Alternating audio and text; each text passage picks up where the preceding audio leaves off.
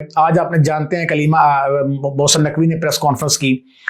کل علی امین گنڈاپور نے گفتگو کی۔ علی امین گنڈاپور ہمیشہ وکٹ کے دونوں طرف کھیلتے ہیں، اور جب وہ حکومت میں تھے ہم تب بھی کہتے تھے کہ علی امین گنڈاپور ون سائیڈڈ نہیں ہے، وہ ڈبل سائیڈڈ ہے، وہ یہاں کی بات وہاں کرتے ہیں، وہاں کی بات یہاں کرتے ہیں۔ ممکن ہے علی امین گنڈاپور کی یہ نیت صاف ہو کہ بھئی میں صلح کروانا چاہتا ہوں، مگر صلح کا مطلب یہ نہیں ہے کہ آپ اس نازک موڑ پر، جب پاکستان تحریک انصاف انتہائی نازک موڑ پہ کھڑی ہے اور آپ میڈیا کے اوپر بیٹھ کے، ایک قومی چینل کے اوپر بیٹھ کے، بڑے چینل کے اوپر بیٹھ کے آپ تحریک انصاف کی تباہی مچا دیں، ان کے خلاف باتیں کریں۔ جو کمیاں ہیں، جو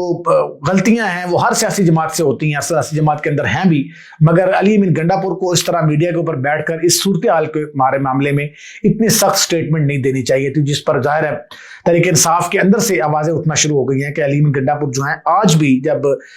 پارٹی دھرنا دے کے بیٹھی ہے، علی امین گنڈاپور جو ہیں وہ ڈنگ مارنے سے باز نہیں آئے۔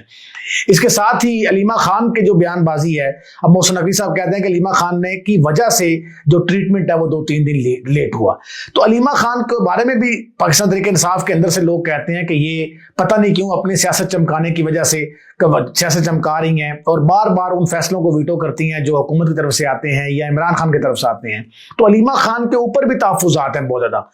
اچھا، ان دا شارٹ آپ یہ سمجھ لیں کہ تحریک انصاف اس وقت جس تباہی سے گزر رہی ہے، اس کی سب سے بڑی وجہ تحریک انصاف خود ہے، کیونکہ اس کے حکمران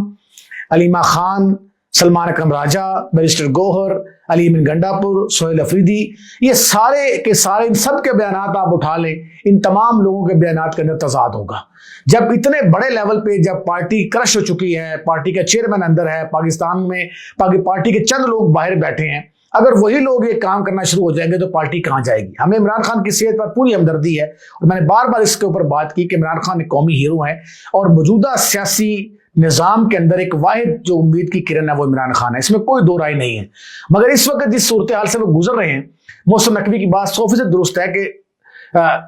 بات جو ہے، بات سے، مذاکرات سے مسئلے حل ہوتے ہیں، جنگ و جدل سے یا مار دو یا مر جاؤ سے حل نہیں ہوتے۔ لیکن بہرحال عمران خان کے لیے دنیا کے 17 ملکوں سے یہ جو ہے وہ ایک